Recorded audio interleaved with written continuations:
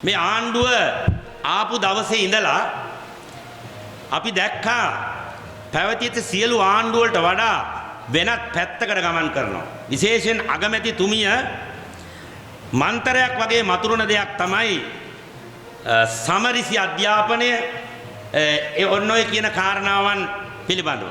මේවා දණ්ඩ නීති සංග්‍රහය දක්වලා තියෙන්නේ දඩුවම් ලැබිය හැකි වරදවල් හැටියට. ආණ්ඩුව හදිසි නීති පනත් කෙටුම්පත් සම්මත කරගන්න කොටත් තමන්ගේ අභිලාෂයන් යටින් ඉටු කරගන්න.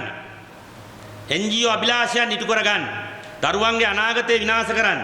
මෙවැනි ක්‍රියාත්මක වැඩසටහන් ක්‍රියාත්මක මේ අත්දැක බලමින් ඉන්නවා. දැන් මේක අධ්‍යාපනය ඇතුළටත් දාලා තියෙනවා. මේක ඉතාමත්ම භයානක කාරණාවක්.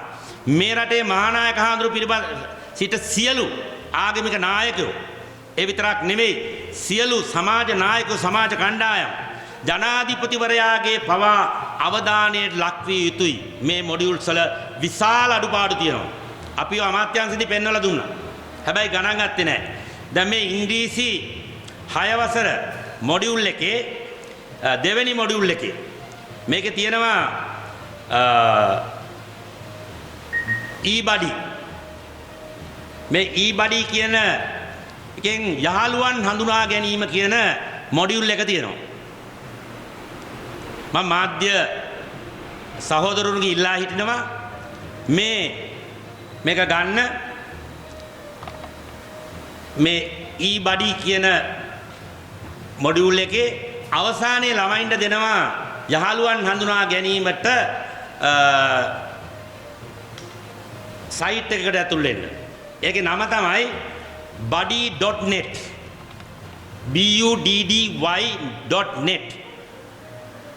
මම ඔබට ආරාධනා කරනවා මාධ්‍ය අපේ සහෝදරුන්ට පොඩ්ඩක් මේ buddy.net පරීක්ෂා කරලා මේ මොහොතෙන් බලන්න. මේ දරුවන්ට වැඩිදුර අධ්‍යාපනයේ යහළුවන් හඳුනා ගැනීමට තියෙන්නේ. මේකේ තියෙන්නේ සම්පූර්ණ සමලිංගික පිළිබඳව ඡායාරූප සහ ඒ සම්බන්ධතා කරන විදිය පිළිබඳව සවිස්තරාත්මක වෙබ් අඩවියක්. මේ 6 වසර දරුවන්ගේ මොඩියුල් එකේ මේක ඇතුල් කරලා තියෙනවා. කවුරුත් මේ කතා කරන්නේ නැහැ.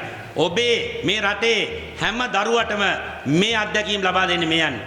ඒක තමයි සභානායකවරයා කිව්වේ 16 පෙන්නාම කොහෙද යන්න ඕනේ? සෙක්ස් කරන්න පුළුවන් 5000ක් අතර දෙන්න පුළුවන්. දැන් ඒකෙන් සැනසීමටපත් වෙලා නැතුව 6 වසර දරුවාට දෙනවා යන්න buddy.net.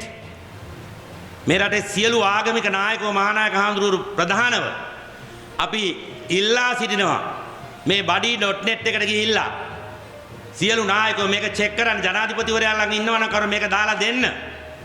මේ රටේ හැම අම්මා කෙනෙක්ම තාත්තා කෙනෙක්ම දරුවන්ට ආදරය කරන දරුවෝ ඉන්න මව්වත් භාවයක් තියෙන මේවද මේ ප්‍රතිසංස් කරන්න කියලා දරුවන්ට උගන්වන්න යන්නේ මේ තියෙන මොඩියුල් එක.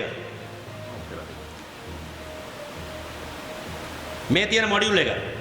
එතකොට මෙවැනි සමාජයට සංස්කෘතියට නොගැලපෙන දරුවන්ගේ ජීවිත විනාශ කරන විශාල ප්‍රමාණයක් මෙවැනි දේවල් මේ අලුත් තාක්ෂණය හඳුන්වා දෙනවයි කියලා ඒ තාක්ෂණය හරහා ඔවුන් මේ පොත්වලට ඇතුල් කරලා තියෙනවා. මේක ඛේදවාචකයක්.